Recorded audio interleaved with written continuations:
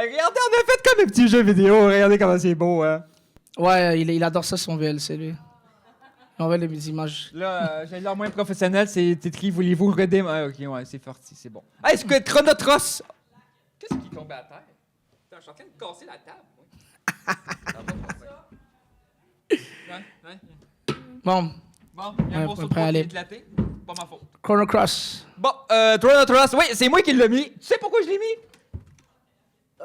Non. Qu'est-ce que tu fais? Bon, ok, ajuste le son comme tu veux. Mais ça me semble que c'est plus fort. Non, je baisse le son parce que sinon ça va gricher. Ah, ok, c'est bon. Ouais. Bon, Chrono Trigger, je l'ai mis parce que tout le monde aime Chrono Trigger. J'aime Chrono Trigger, mais j'ai préféré Chrono Trigger parce que le système de combat est original. T'as joué à Chrono Trigger? Non, en fait, c'est fou parce que j'ai jamais eu la chance de jouer à Chrono Cross. Ça fait longtemps que j'y pense, j'y Le songe. système de combat, là, c'est l'époque où Square Enix était bon. Parce qu'aujourd'hui, ils sont rendus pourris, là. Désolé pour ton Octopath Traveler qui ont refait 5 fois, là. Mais. Non, mais Ça va pas Chrono Trigger. Regarde-moi le trailer, toi, le trailer. Ouais, lui, il a joué à tous les jeux de Octopath Traveler avec tous les designs de HD 2D de Square Enix, là. C'est un jeu de c'est classique, PS1 là. en plus, PS1! À l'époque, on avait des jeux fabuleux, avec un système de combat fabuleux. Non, mais vraiment, Et on se copiait pas d'un jeu à l'autre. L'intro de Aucun Chrono- jeu qui ressemble à ça. Aucun jeu. Ça me manque. Non, mais vraiment, les intros de Chrono Cross, puis les intros de. C'est vraiment comme les intros des Final Fantasy, plus vieux, comme ça, là. Oh non, ça me manque vraiment parce que c'est vraiment. On voit que. Tu sais, on le fait avec les moyens qu'on a, c'est pas tu sais, flamboyant, c'est pas avec des grosses scènes de combat et tout ça. Mais. L'intro de Final 8, oh mon dieu, je suis tombé en amour avec l'intro de Final 8, et à cause de l'intro de Final 8, c'est devenu mon Final Fantasy préféré. Juste à cause de l'intro. Juste à cause de l'intro. Puis là, check-moi l'intro. Attends, ça commence. Monte le son, monte le son. Je sais pas si c'est quel bouton. Je sais pas c'est quel. C'est plus pour le. Quand on pour, ferme notre porte, comment tu veux qu'il y ait d'autres gens qui rentrent? Je pense qu'on parlait trop Ouvre, fort. regarde, laisse la porte ouverte, honnêtement. Là. Ouais. Ou tu peux enlever la porte, comme ça, il est sûr de rester ouvert. Comme ça, les gens dehors pourront aussi s'amuser. Non, avec, mais le système de combat dans ce jeu-là, je me rappelle, là, c'est mon beau-père qui avait enregistré son gameplay sur VHS. Tu sais, aujourd'hui, on Twitch, Ah, je sais. on enregistre ça sur YouTube, mais avant, mon beau-père, il faisait ça sur VHS, là. Eh, mon Dieu! Hey, venez, Voilà. c'est le premier jeu, c'est Chronotros, qui est bien meilleur que Chrono Trigger, hein, donc je le conseille. Ouais, donc mon beau-père, il a enregistré ça sur VHS, là. Puis quand j'ai vu son VHS puis le gameplay de Chronotros, j'ai fait, un jour, je veux jouer à ça. Quand j'ai joué à ça, c'était fantastique. Moi, je pense que quand tu vas te réécouter, là, Ouais, non, ton enregistrement aura pas marché.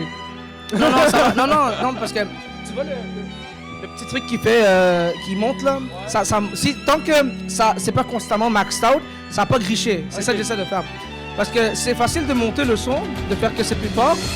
C'est impossible d'enlever le grichage. Là, Ok, c'est bon. C'est pour ça que je garde le son bas. En tout cas, il y en a qui ont joué à Chronotros ici. Puis, c'est-tu le meilleur jeu de l'année? Ben voyons donc, toi! Sors de ma salle, s'il te plaît! Hein? Bon, prochain. Clair Obscur Expédition 33, c'est jeu de l'année 2025. La seconde où j'ai touché le jeu, je me suis dit immédiatement que probablement c'est un des candidats pour le jeu de la décennie. Tant qu'il n'y a pas d'autres jeux du genre qui sortent des meilleurs jeux qu'Expédition 33. Je l'ai acheté, mais je l'ai pas encore joué. Donc j'ai hâte de voir comment tu vas me le vendre, voir si c'est le prochain que je fais. Mais d'abord, ce qu'il faut que savoir d'Expédition 33, c'est que c'est fait par donc Sandfall Interactive, qui est un studio indépendant, qui a été français, évidemment. Français, là, c'est dommage, Vincent, il est pas là, mais je dirais français. J'allais le mentionner. Studio français, donc, qui a été monté par Guillaume Broche, qui est un ancien d'Ubisoft, qui a pris une petite équipe avec lui, qui est parti faire son propre truc. Et vraiment, c'est carrément une équipe montée. Je vais baisser le son. C'est celui-là. Ouais. Donc, ce qu'il faut savoir de l'Expédition 33, c'est que Guillaume Broche, donc, il est parti d'Ubisoft. Il voulait faire ses propres jeux. Il trouvait que Ubisoft, ça liait ses mains. Et il a pris une petite équipe qui était... c'est vrai que ça vieillit mal. C'est vrai. Il y a juste un bon jeu d'Ubisoft. Ouais. Peut-être que je me trompe. Non, il a dit ça liait ses mains. Ça liait ses mains? Liait ses mains. Liait les mains de Guillaume Broche. Oh! Ouais. Ben, donc, ça vieillit très mal aussi. Donc il est parti. il a formé sa propre équipe avec des anciens d'Ubisoft comme lui. Et il est allé chercher un compositeur pour son jeu sur SoundCloud. Et Lorient Testar qui a fait la composition phénoménale C'est très beau. d'Expédition 33. C'était un professeur de guitare sur SoundCloud. Bienvenue, cher public! T'as du public de plus. Dommage, moi, Ben j'en ai oui. même pas eu pour Chronotros. Toi, t'as du public pour Clair Obscur. Ok, ouais, laisse-moi finir, s'il te plaît, sur Expédition 33, sinon on va jamais passer à la prochaine. Donc, Guillaume Broche, il forme une équipe, il trouve un musicien de 25 ans, un prof de guitare sur SoundCloud, il le recrute, il devient le compositeur donc, de Clair Obscur, qui a une des trames sonores, les meilleures trames sonores des jeux RPG que j'ai vus dans l'histoire des jeux RPG. C'est vraiment... Attends, c'est meilleur qu'Enier Automata. Uebushi, non, c'est vraiment du Uebushi, son affaire. C'est tu sais, le compositeur de Final Fantasy. Là, tu me donnes le goût de l'écouter, voir. C'est vraiment... Non, mais si tu écoutes juste tu vas sur YouTube, tu écoutes quelques OST de Clair Obscur, tu vas accrocher direct. Mais même à part ça, le scénario incroyable de Clair Obscur a été écrit par Jennifer Jens Peddock, qui était une auteure de fanfiction sur Reddit. Et c'est vraiment une équipe de Misfits qui a été mise ensemble par Guillaume. Et tu sais, j'en suis très reconnaissant. Clair Obscur, donc l'histoire est assez simple. Ça met donc au début du jeu, on se trouve dans Lumière, qui est une sorte de Paris fiction, Paris dans un monde fiction alternatif, un monde dystopien certainement, on le voit dès le début, où on est mis face à un être qui s'appelle la peintresse, qui à chaque année, elle peint un numéro sur le monolithe qui baisse d'un numéro à chaque année, et tous ceux qui ont en dessous de cet âge-là, ou plutôt au-dessus de cet âge-là, meurent. Et c'est-à-dire que dans Expédition 33, alors tous ceux qui ont 34 ans, ils meurent. Et c'est comme ça que le jeu commence. C'est pas un spoil parce que c'est littéralement l'intro du jeu. C'est comme ça que le jeu commence. Et donc à chaque année, les gens de Lumière envoient des expéditions pour battre la peintresse qui pense que c'est elle qui est responsable pour tout leur malheur. Mais comme on verra dans le jeu, c'est beaucoup plus compliqué que ça. Et vraiment, ce que je trouve d'Expédition 33, d'un point de vue gameplay, parce que du point de vue scénaristique, évidemment, j'ai adoré, j'ai trouvé ça très novateur, mais point de vue gameplay, c'est que ça intègre... important. Évidemment, ça intègre très bien ce que je pense, la direction où les JRPG vont en ce moment. C'est-à-dire ça intègre le temps réel et le tour par tour. Donc, le combat est tour par tour. Donc, les attaques, on peut les choisir. Il n'y a pas de temps réel, de temps limite pour... Qui ici est plus team tour par tour, là? Bon, vous êtes les meilleurs. Je vous aime. Non, mais écoute, Michael, moi aussi, je suis tour par tour, mais l'affaire, c'est que ce que j'apprécie d'Expédition 33, c'est que les mécaniques additionnelles de temps réel, ça donne vraiment plus d'outils aux joueurs. Mais tu veux dire quoi par temps réel? C'est-tu le bouton, comment ça s'appelle, le bouton smashing, là, un peu comme... Non, c'est pas du bouton... Legend of Dragon. Non, mais si tu m'expliquais, je vais l'expliquer. Donc, dans Expédition 33...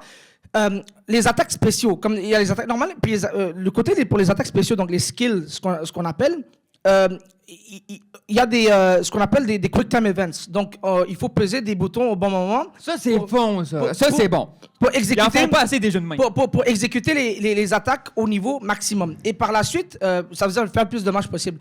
Et également, lorsque les ennemis attaquent, il y a des moyens de bloquer les attaques et de faire une contre-attaque. Si tu bloques toutes les attaques de l'ennemi, tu peux faire une contre-attaque. Là, dans le fond, tu me dis, là, on est dans un maillot RPG, dans le fond. Là. Oui, mais en 2025. Honnêtement, c'est quelque chose bravo, tu viens de me vendre le jeu, là. Mais c'est pour ça que j'ai aimé ce jeu-là, parce que c'est vraiment... c'est pas du tour par tour classique, mais ça intègre vraiment les bons aspects du temps réel que moi, j'aime bien. Parce que moi, je suis pas quelqu'un qui aime les actions RPG en particulier, mais ça, je trouve que ça fait vraiment... Moi, j'adore le tour par tour, mais tout ce qui est... il y a un terme pour ça. Quand tu appuies au bouton au bon moment, il y a un terme pour ça. Les Quick Time Events. Ouais, les Quick Time Events. Ouais, mais tous les jeux, ce qu'il y a ça, Legend of Dragon, Mario RPG, Yakuza, Like a Dragon que je suis en train de faire, c'est tous des jeux qui sont merveilleux. Parce que justement, il y a cette mécanique qui vient mettre un peu plus qui vient renforcer le gameplay un peu plus.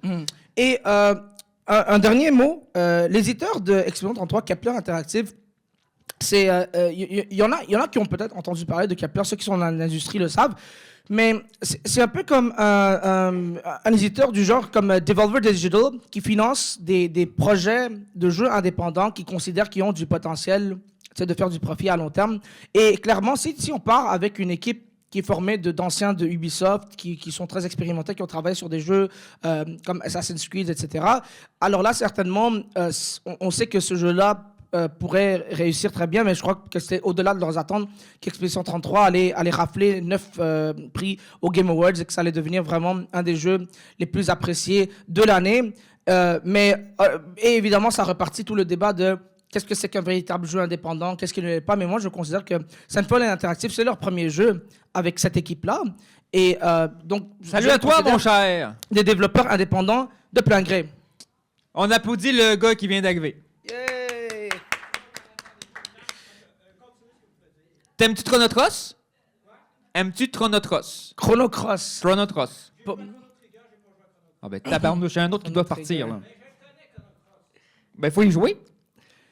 As-tu joué à Expédition 33? Ben, toi, il va t'assassiner. Hein. Bon. Non. Légende of Heroes, du monde qui connaît? Oui. Bon, tu peux rester finalement. Toi aussi, tu peux rester finalement. Legend of Heroes, une série qui dure depuis 20 ans à peu près, là, plus que ça. 2004. Ouais, écoute, je sais même pas par où commencer tellement c'est drôle. Même Final Fantasy, c'est petit par rapport à ça. Là. Final Fantasy, là, ben, le 1 il est différent du 2, le 2 est différent du 3, le 3 est différent du 4. Là, je peux continuer même jusqu'à 16. Ben, Legend of Heroes, c'est 2004. Tu peux pas jouer au prochain, hein? Oui. Je pense qu'il y a une erreur. Oui. Oui, non, oui, mais c'est ça, moi je parle de la dire. sous-série Kiseki. Non, mais c'est, Ouais. on a mis le Kiseki, non, mais parce que je sais quelqu'un. Ouais, là, je dis Legend of Heroes, là, mais moi, avant, ça n'existait pas, là. On parle de Kiseki. Tu connais pas ça? Je les connais de nom, mais j'ai pas encore joué. Ben, faut que Ouais, tu joues. non, parce que t'as raison qu'il y a Réserve-toi 20 ans de retraite, là. Prends ta retraite de bonheur, là. Hein? Là, tu réserves les 20 prochaines années de ta vie, puis tu vas jouer aux 13 jeux qui se suivent. Dans une merveilleuse histoire sociopolitique qui en finit plus. Ouais, et Legend of Heroes. Ah oui, toi, t'es un fan. Non, moi j'ai t'es à joué. jour. Je suis même pas à jour, Moi, j'ai joué tous les jeux jusqu'à maintenant des jeux Kiseki, en fait, de Legend of Heroes Trails. Legend of Heroes Trails, c'est un peu comme ce que Persona est à Shin Megami Tensei. Non. spin-off Trails, c'est plus drôle que n'importe quelle autre licence. Non.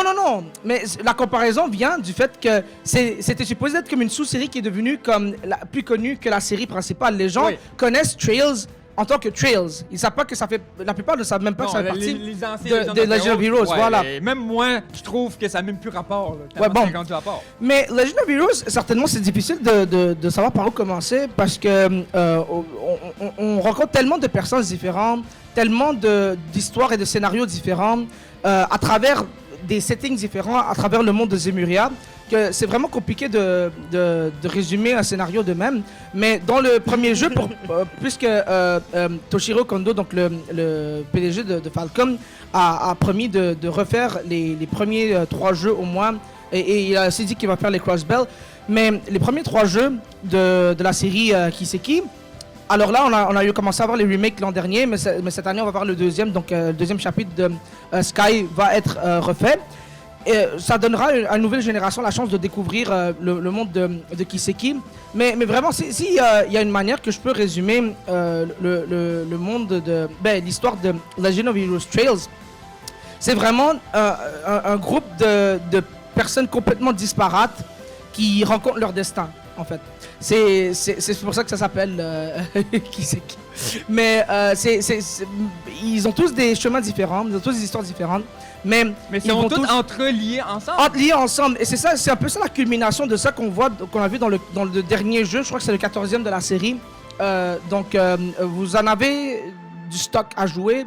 Parce que si chaque jeu, vous les jouez en entier, c'est à peu près... bon, Sky, le premier Sky, c'est un peu une cinquantaine d'heures, mais c'est les jeux au fur et à mesure, quand Ben, là, vous quand arrivez à t'es Reverie... rendu à Trace of Cold Steel, on parle de 100 heures chaque jour. Ouais, Cold Steel, on parle de 80 à 100 heures par... Ben, Cold Steel 1, c'est moins long, mais si on va dans Reverie, on parle de Persona 5 en termes Mais moi, de tu sais longueur. ce que j'ai pas apprécié quand j'ai commencé la licence, là. Puis là, je vous le dis à vous autres, là. Levez la main ceux qui ont pas joué.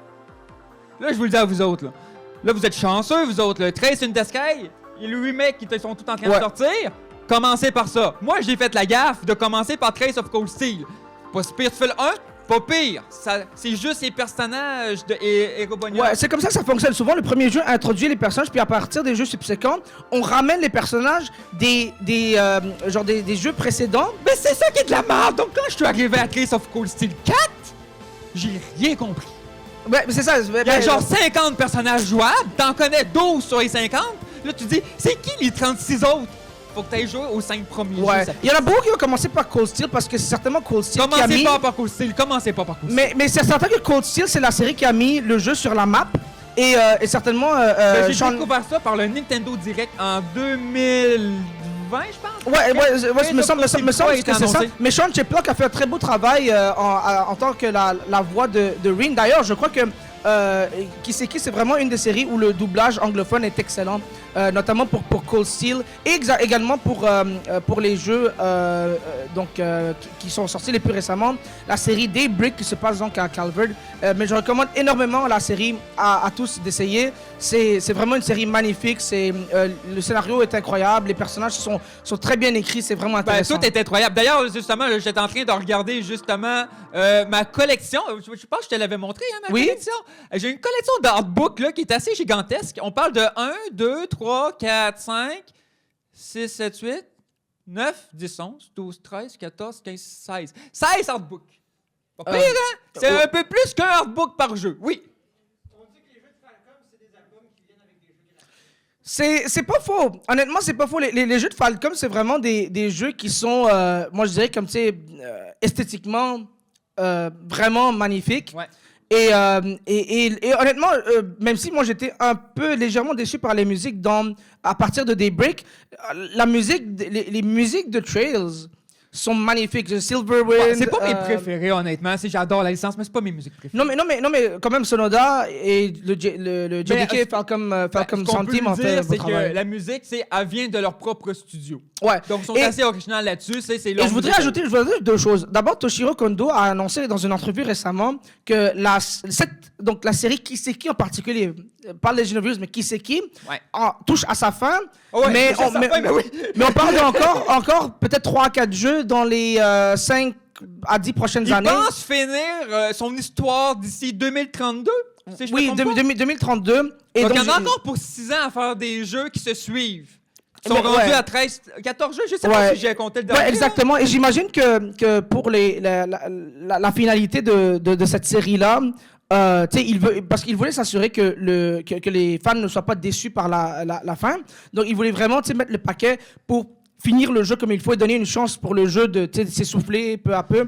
Et je crois qu'aussi Falcom veut se concentrer un peu sur ses autres licences. Donc, Ouais, parce qu'ils ont plein Is- d'idées, hein. Les Ouais. Is, là, sont excellents. Et suite, c'est à voir. Vous allez le voir, mais, là, pas, mais c'est à voir. mais pas seulement Is, mais aussi Tokyo Zanadu qui est excellent aussi. Qui J'ai est moins plutôt- apprécié. Tu sais, Mais quand c'est tu joues action RPG. quand tu joues à Kiseki, quand tu joues à Tokyo Xanadu, c'est le même concept un peu, mais en action RPG. Oui, c'est action RPG, c'est ça. Donc, Mais c'est le même ceux qui concept. aiment ça moins, je peux comprendre. Et un dernier aspect, il y a eu un... Naruto est excellent. Oh oui, oui. Non, Naruto, Naruto est excellent. bon, Naruto, Non, mais c'est dans le fond, un spin-off, mais bon. tous les jeux de Falcom, c'est à faire. Mais un dernier sujet, que pour l'éditeur, il y a eu des conflits en termes de localisation pour le jeu, donc entre Exceed puis Neon Falcom. Donc c'est pour ça que si certains vont acheter le jeu, ils vont se demander pourquoi est-ce que Trails of Cold Steel 1 et 2 ne sont pas disponibles sur la Switch. Pourquoi c'est seulement disponible sur PC? C'est parce que Exceed, il y a eu un problème PS4 de aussi. localisation. PS4, mais Oui, oui, PS4, oui. Exit ne veulent pas remettre leur jeu à jour. Là, Ouais, donc, c'est une autre histoire. Mais Ouais. en tout cas... Morale de l'histoire, vous laissez tomber Final Fantasy parce que ça vaut de la calistine de marde aujourd'hui, puis vous jouez à Kiseki. Merci. Désolé pour toi. Mais Kiseki en premier. Non, mais il a pas dit que c'était mauvais, mais bon. OK, là c'est Ok, c'est encore moi, ouais. 100 Lines, Last Defense Academy. Moi, je suis un grand fan de visual novel, de base. Moi, j'adore les visual novels. Depuis que j'ai joué au jeu Fate à l'époque, puis j'ai suivi ça par les Nekopara et toutes sortes de jeux. Moi, j'ai toujours aimé, évidemment, Danganronpa. On peut pas passer outre Danganronpa. Et la série Infinities. Et c'est un peu toutes ces expériences-là que lorsque j'ai entendu que Kazutaka Kodaka, donc, qui est le créateur de Danganronpa, et Kotaro Uchikoshi, qui est le créateur de la série Infinity et plus récemment des AI Somnium Files, tous les jeux qui ont été faits dans cette série-là, je me suis dit, j'embarque là-dedans. Ils ont formé ils ont quitté respectivement Spike Chunsoft et ils ont formé Tokyo Games ensemble. Tokyo Games en 2018. Et ils ont annoncé un projet de grande envergure. Il y a quelqu'un qui le prend en photo, là, il va y jouer. Ben oui. T'es un nouveau fan. Ben oui, non, mais c'est obligé. Mais bon, mais quand non. j'ai vu le titre, quand tu m'as envoyé la liste, puis j'ai vu ce titre-là, je l'ai acheté. Ouais, ben oui. J'ai vu, mais oui, il faut. j'ai acheté. Non, mais je vous explique un peu le concept de 100 Lines. 100 Lines, c'est vraiment le summum de Danganronpa et de AI Somnium Files, et, pas de AI Somnium, comme de la série Infinity de Kotaro. C'est vraiment du Kodaka et plus Uchikoshi ensemble. C'est vraiment ça, c'est comme l'enfant de ces deux-là. Et 100 Lines, ça met donc en scène un groupe de jeunes qui sont donc on pense qu'ils sont faits transporter dans un autre monde. Déjà au départ, on voit que le scénario dans lequel on est placé, c'est pas tout à fait une situation normale. Il y a comme une alarme qui annonce l'arrivée d'un danger. Il faut se cacher dans le tunnel, puis ensuite on remonte. Tout ça, c'est montré comme normal. Et ensuite, hop, on est lancé dans une espèce de jeu où on pense que ça va être un jeu comme Danganronpa, où on va devoir s'entretuer et qu'il va y avoir comme c'est comme un meurtre mystère, mais c'est pas du tout ça en fait. C'est plutôt un jeu style Tower Defense où on doit défendre l'école qui est notre base principale contre des attaques des monstres. Et à travers le jeu, on essaie de comprendre en fait qu'est-ce qui se passe exactement. Et au fur et à mesure, nos camarades de classe, entre guillemets, de 100 Lines, dans 100 Lines, ils nous rejoignent de plus en plus. Et ça s'appelle le Last Defense Academy parce qu'on est soi-disant la dernière ligne de défense pour l'humanité contre l'attaque des monstres.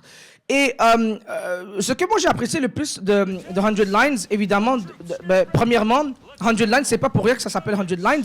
Il y a réellement 100 fins à ce jeu. Et Kodaka et Uchikoshi ont annoncé qu'ils allaient sortir des DLC. Ils allaient en sortir au moins une centaine de plus en termes de fins. Et c'est complètement ridicule. Et non, mais c'est fou parce que moi j'ai joué les 100 premières fins avec ma sœur du jeu. Mais attends, c'est combien d'heures de gameplay ce jeu-là au complet? Mais les premiers, ça nous a pris environ 200 heures pour. 200 heures oui. Les 100 fins? Ouais, mais honnêtement, c'est pas. Faut pas à chaque fois. On n'a pas besoin de recommencer le jeu en entier à chaque fois. C'est que on a. C'est un peu comme un Uno où on a ou Infinity Series où on a des branches dans le temps. Donc, dépendant des choix qu'on fait, on change de branche. Puis, quand on fait une fin, on peut retourner à la branche précédente où on nous montre qu'il y a un autre choix qu'on pouvait faire. Et ça nous donne une autre fin. Et donc, à travers les choix que nous faisons, on peut arriver à des fins différentes. Et soit dit en passant, il y a des fins vraiment... tu sais, je ne veux pas vous divulgacher le jeu, mais quand même, il y a des fins où, par exemple, on peut romancer l'antagoniste. Il y a des fins où on peut devenir méchant nous-mêmes.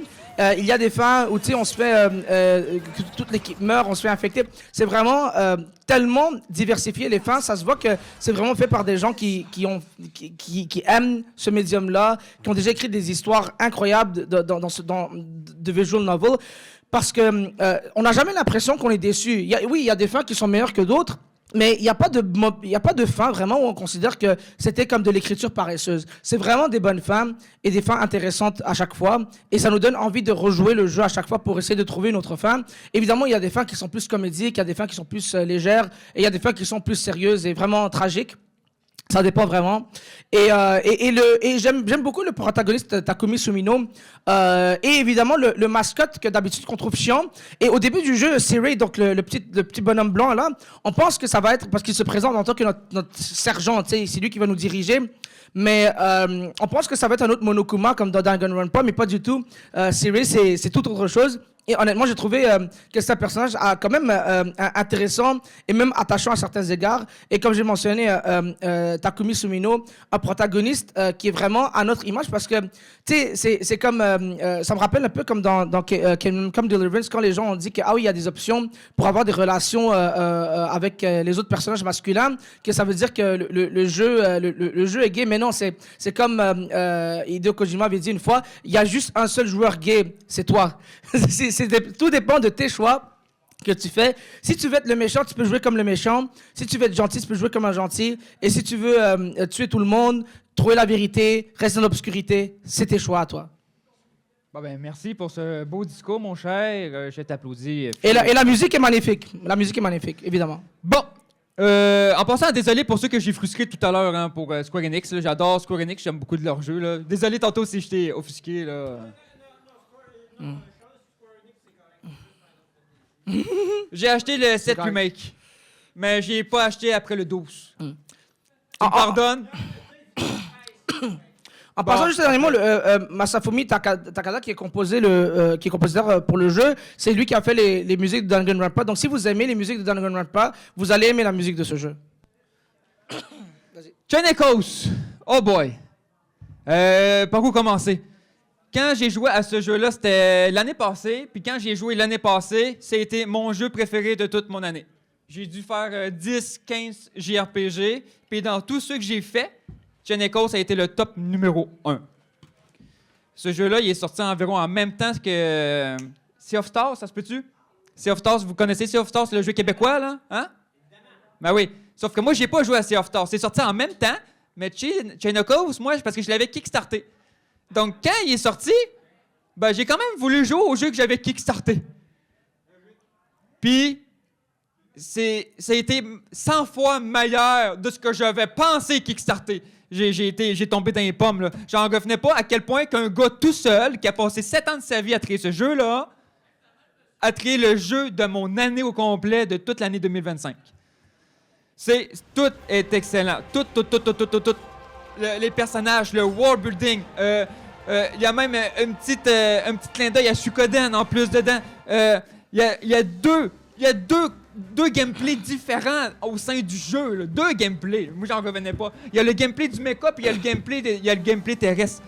T'es genre, mais voyons donc. C'est le gameplay terrestre. Là, Puis, le jeu est fait à ce que la difficulté soit quand même relativement assez normale à très difficile. Si vous avez une barre verte en haut, là, vous devez toujours rester dans la barre verte. La barre verte est relativement assez grande quand vous jouez à normal, puis le jeu peut sembler être relativement assez difficile. Parce que le but, c'est qu'à la fin de chacun de tes combats, t'es re-healé au maximum. Donc, vu que t'es healé au maximum, ça veut dire que de la vie, tu vas perdre en sapristi puis du MP. Le concepteur, il l'a conçu de cette façon-là. Utilise toutes tes magies, utilise toutes tes attaques, utilise le maximum que tu peux pour aller battre tes ennemis. Parce que de toute façon, tu vas te re-healer après chaque combat. Et honnêtement, tu as dit Suikoden, Mecha, je suis vendu. Ouais, Suikoden, oui, parce qu'à un moment donné, tu arrives dans une section où justement, tu vas pouvoir recruter des personnes puis tu vas pouvoir construire ta base. Il y a combien de personnes en passant que tu peux recruter dans le jeu, au total? Je pense que ton corps équipe, c'est 8. Mais tu as une base à travers de ça qui est basée par des PNJ, puis tu peux agrandir ta base avec ça. Puis ça, c'est le fun parce que ça donne du gameplay supplémentaire au jeu. Mais vraiment, souvent, le monde... À chaque fois que le monde que je vois sur Internet, je m'envoie sur des groupes de JRPG, tout le monde me parle des Sea of Stars. Mais moi, le seul que j'ai fait, c'est Chenekos. Puis quand je regarde les 2 trailers, les 2 se ressemblent énormément beaucoup. Mais c'est un peu le jeu qu'on parle de Sea of Stars, il a été fait ici. Oui, mais les 2 jeux se ressemblent énormément beaucoup. Mais après avoir fait Chenekos, j'étais incapable de faire Sea of Stars. Quand je voyais les trailers de Sea of Stars, j'étais incapable de le faire. J'étais genre là, il y a trop de ressemblances. Donc pour l'instant, je vais me garder mes souvenirs de Chenekos. Puis je vais jouer à un jeu qui ressemble un peu plus tard. En passant, Chenekos, puis je crois qu'il y a un DLC aussi, ils sont en vente régulièrement sur le eShop de Nintendo. Oui, c'est pas un jeu qui coûte cher. D'ailleurs, moi, j'attends ma version physique depuis 3 longues années. Par une compagnie qui m'a déjà offert une version physique que j'avais achetée. Oui, elle est considérée comme très longue. J'ai eu ma version physique genre 1 an et demi, 2 ans après qu'il l'ait annoncé. Là, on est rendu à 3 ans. Le développeur Mathias Linda est écœuré d'attendre. Ils savent, là, il y a du monde qui l'ont kickstarté. Il y en a qui ont payé 200$ pour avoir une version physique. La version physique est toujours pas arrivée. Donc là, il y a un procès en cours présentement qui va faire probablement écrouler la compagnie de production physique là, parce que lui, il était juste tanné d'attendre. Là. Donc, c'est ça. Donc, probablement qu'on n'aura jamais de version physique. Espérer une version physique sur PS4 qui aurait eu le temps de sortir, qui doit coûter dans les plusieurs centaines de dollars. Mais la version Switch que moi j'attendais, je l'ai jamais reçue. On a probablement l'acheter sur la eShop. Ouais, mais vraiment, là, ça vaut même pas d'attendre. Ça vaut pas la peine d'attendre la version physique. Le jeu coûte pas cher. Non, c'est pas du tout. C'est un jeu qui est vraiment excellent. Si vous aimez les jeux que vous avez joués quand vous étiez plus enfant là, sur Super Nintendo, les vieux jeux sur SNES, là, c'est tout le principe de ce gameplay-là. Là, les vieux Final Fantasy, Chrono Trigger, tous les vieux jeux Lunar, tous les vieux jeux sur Super Nintendo. Le plus drôle du gameplay de ces jeux-là a été repris et a été trié dans Chain Echoes. C'est vraiment, là... Si je veux pas spoiler les jeux, je veux pas vous raconter l'histoire, je veux pas vous raconter les personnages, mais tout est excellent dans ce jeu-là. Donc, je t'ai donné envie d'y jouer. Ben oui, ça j'ai déjà dans ma wishlist pour la Switch. Lorsqu'il part en vente, j'achète. Et on parlait de Suikoden il y a un moment, l'inspiration de Chain Echoes. Suikoden, honnêtement, c'est un héritage. C'est un héritage, Suikoden. J'étais surpris et pas en même temps lorsqu'ils ont annoncé qu'il allait y avoir un HD remaster pour le jeu. Évidemment, un jeu de Konami, lorsque Konami était encore bon. Konami était encore bon. Ouais. Ils ont fait quoi de récent, Konami? Ben, tu sais, Konami, ils ont, après avoir viré Kojima, ils sont dans le champ. Là. Ils ont fait le remake de Suikoden. Ouais, non, mais c'est le même jeu. Ils ont rien fait de nouveau. Mais, ils n'ont rien fait d'autre que ça? Non.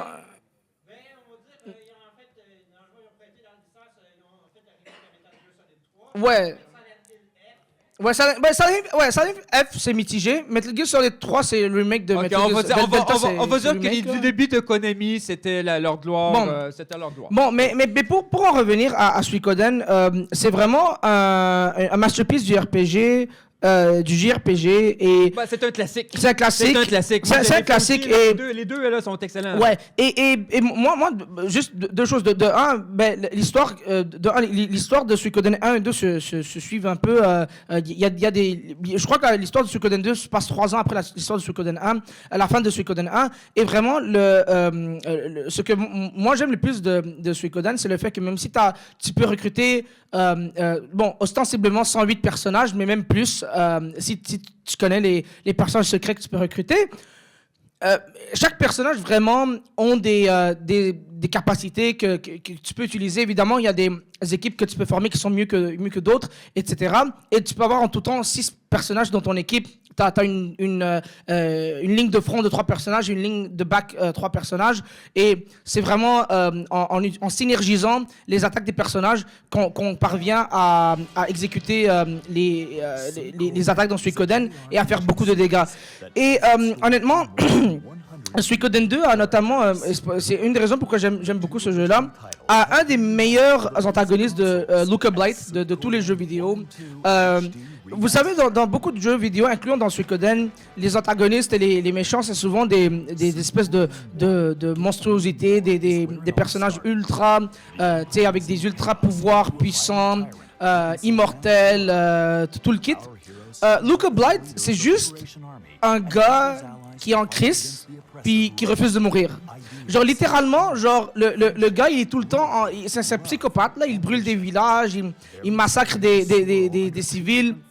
Littéralement, il y a une scène dans Suikoden 2 où genre il force une madame à genre ramper et à faire des bruits de cochon. Puis après, il est genre die pig, il la tue. C'est vraiment le gars, c'est vraiment un méchant incroyable. Mais en général, ce que vous allez aimer le plus de Suikoden, c'est la variété. Malgré que c'est un jeu qui fait son âge, quand même. Non, mais tout l'aspect city builder du jeu, là, où tu construis ta base, là. Ouais, j'allais y arriver. C'est mémorable. Oui, j'allais y arriver que au fur et à mesure que vous recrutez des personnages, vous pouvez agrandir votre base. Parce que les personnages que vous recrutez, des PNJ et même des personnages jouables, ils vont occuper des positions clés dans votre base. Comme par exemple, en tant que shopkeeper ou en tant que quelqu'un qui va être... comme disponible pour agrandir la base, etc. Ou téléportation. Ah ouais, le personnage pour la téléportation, ça c'est le plus important. Il faut...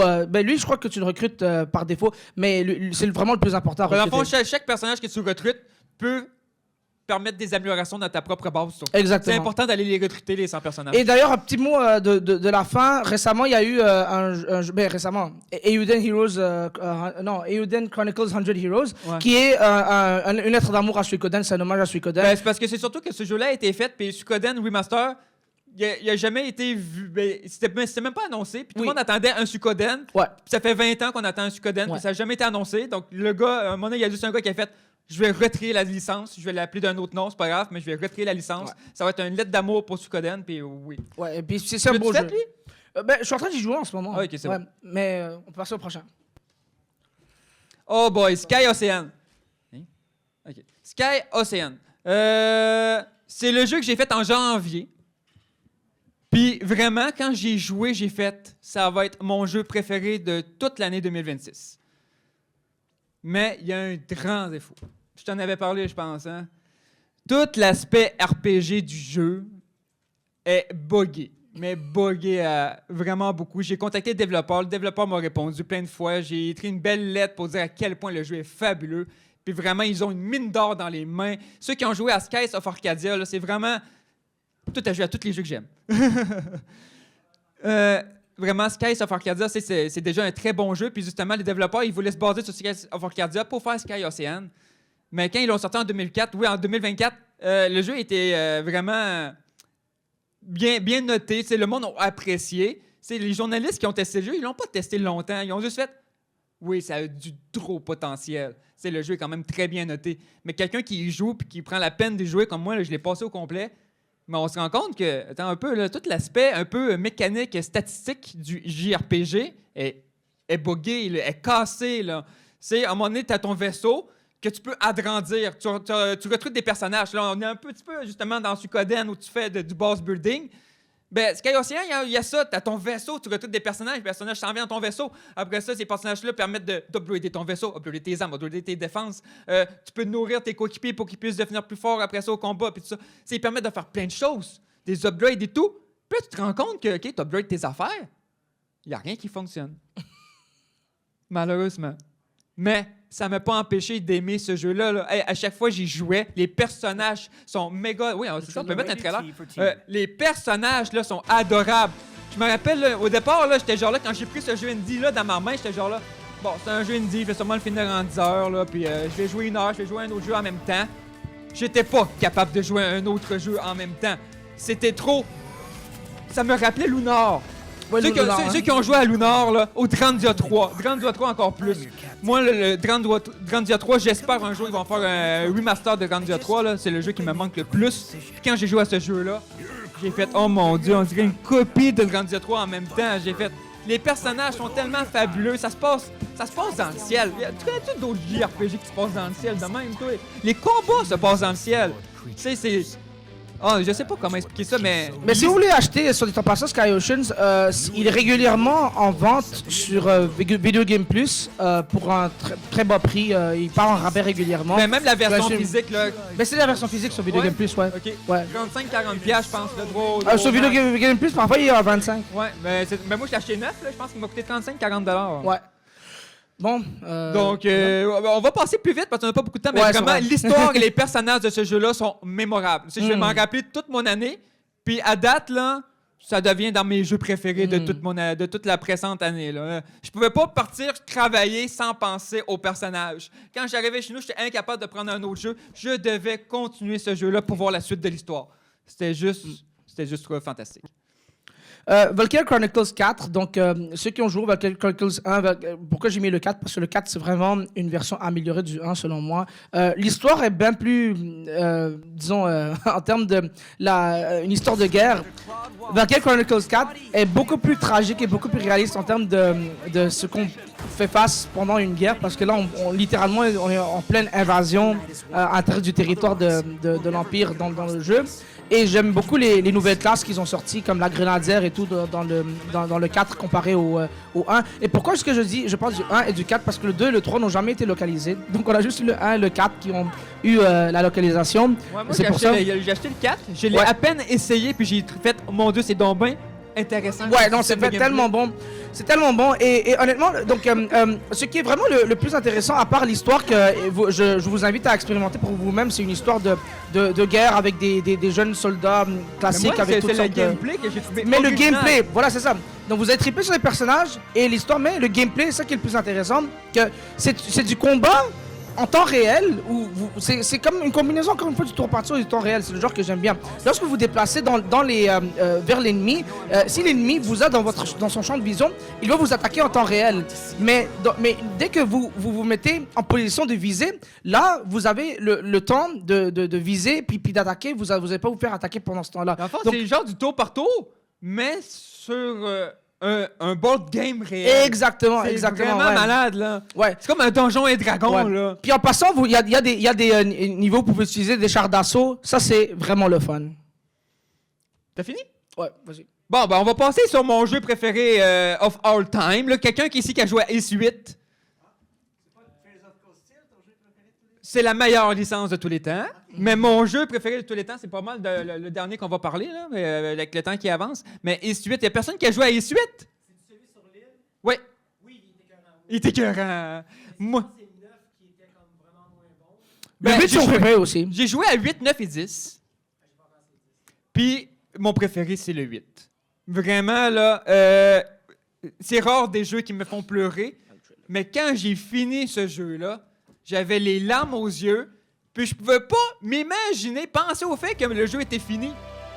J'étais dans le déni de savoir que mon jeu était fini. J'étais genre là, oui, mais attends, ça fait 60-70 heures que je vis sur l'île avec les personnages qui sont coincés sur une île déserte, dans laquelle ils ont essayé de sortir de cette île-là, dans laquelle il y a des mystères que tu fais genre, mais what? Ça se peut juste pas. Il y a tout. C'est moi, je suis quelqu'un qui adore l'archéologie. J'aime ça aller dans des milieux archéologiques. J'aime ça visiter des lieux, découvrir ce qui se passe sous nos sols. Ben, ce jeu-là, c'est clairement ça. On s'en va voir ce qui s'est passé il y a des milliers d'années. Qu'est-ce qui s'est passé? Des millions d'années sur l'île. Donc, j'ai juste fait, ben, voyons donc. Puis là, en plus, t'es coincé sur une île déserte, donc t'as l'impression que t'es attaché au personnage. Puis le système de combat, là, ben là, c'est un is. Je sais pas si tu joues à des is, là. Mais c'est le système de combat de Falcom qu'on a parlé avec les Tseki. C'est le système de combat dans les actions qui est RPG qui est le plus fluide que j'ai jamais joué. C'est à l'opposé d'un Dark Souls où c'est très rigide. Les is sont très fluides. Tu peux combiner toutes les attaques, tu peux toutes les enchaîner au fur et à mesure, puis t'auras jamais l'impression d'avoir une épée genre qui pèse 300 livres sur toi. Ah ouais, soit dit en passant, dans tous les jeux Falcom, ça c'est un classique des RPG japonais, il y a des mini-jeux de pêche, ça c'est obligatoire. Et aussi un autre aspect de différence entre Ys puis différence entre Ys puis la série Trails, c'est que dans Ys, tous les jeux suivent Adol, donc le personnage principal avec les cheveux rouges que vous voyez, mais les jeux ne se suivent pas vraiment, donc c'est comme si Adol c'est un peu comme Ash Ketchum, il reste toujours le même âge, il va dans tous les On jeux. est puis, plus comme dans un Final Fantasy classique, Exactement. qu'on garde le personnage principal. C'est comme ça on m'aurait mis Cloud de Final 1 à Final 16, mais qui vit son histoire différente à chaque jeu. Il reste combien? Exactement. Ça, on se fie pas à l'histoire là, d'Hyrule. On peut passer rapidement pour le dernier là. Ouais, on a fait un dernier? Ouais, on a fait un dernier, ouais. Ah ouais, ben ça c'est un bon pour terminer, un jeu que moi je trouve bien cosy, Atelier Meruru. Atelier, c'est une très longue série qui existe depuis très longtemps, mais ce que moi j'aime le plus des jeux Atelier, autre que le fait un peu cosy que vous jouez des alchimistes, tu sais, des jeunes filles cute qui font de l'alchimie, c'est le fait que le combat est secondaire pour un JRPG, ce qui est intéressant. Vraiment, l'aspect principal du jeu, c'est le crafting. C'est le fait que vous collectez des matériaux pour retourner dans votre laboratoire d'alchimie ou dans votre atelier, qu'on appelle ça dans le jeu des ateliers, où vous craftez toutes sortes d'objets. Ça peut être ça peut aller à de bombes jusqu'à des tartes. Ça c'est un classique là, les tartes. Vous allez en faire beaucoup. C'est vraiment divers les types de choses que vous pouvez crafter. Ça, le fun. Ouais, mais quelqu'un qui a jamais joué à un jeu atelier, là, est-ce que tu proposerais lui en premier ou Risa en premier? Ah non, pour quelqu'un qui n'a jamais joué à Atelier, je proposerais ni l'un ni l'autre. Je proposerais Atelier Rorona en premier. Rorona. Mais qu'est-ce qui différencie lui de Risa? Moi, j'ai juste pu jouer à Risa. Ok, l'aspect clé, j'arrivais des ateliers avant Atelier Chali. Donc, tu sais, je fais pas la chronologie de tous les ateliers, mais c'est qu'il y avait une limite de temps. Donc, c'est comme un jeu, pas de temps réel, mais de tour, comme un jeu à tour. À chaque fois que vous faites des actions, il y a un certain nombre de temps qui passe dans le jeu. Et ce temps-là, c'est comme un certain nombre de tours que vous avez. Et dès le début du jeu, ça c'est un bon truc, le jeu te dit jusqu'à quand est-ce que tu as le temps pour finir tel ou tel objectif. Et chaque jeu a ses propres objectifs séparés. Ce que j'aime de Meruru comparé à Rorona ou Totori, les deux jeux précédents dans la trilogie, Alchemist of Ireland, qui est la mini-trilogie de la série, la grande série Atelier, c'est que dans Meruru, c'est du city building.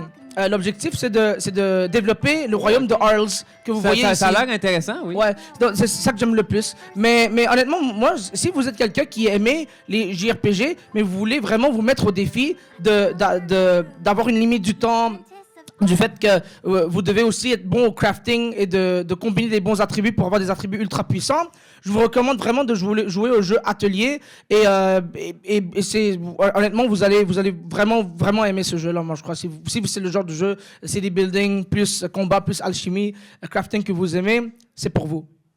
Bon, ben merci. On a vu le temps qui a avancé, là, donc... À la fin, là, je sais pas ce que t'as mis à la fin. on les monte? Ouais, on les monte tous, là, ouais. Fait Profile 1 et 2. Octopath Traveler? Ouais. 13 Sentinel? Qui c'est qui dit oh? Moi, je le connais ce jeu-là parce que le doublage anglais, ça a été un peu la pratique pour le voicecast de Fire Emblem. Ben, tu vois, ça, là, tu sais, j'ai parlé de Chenekos tout à l'heure, là.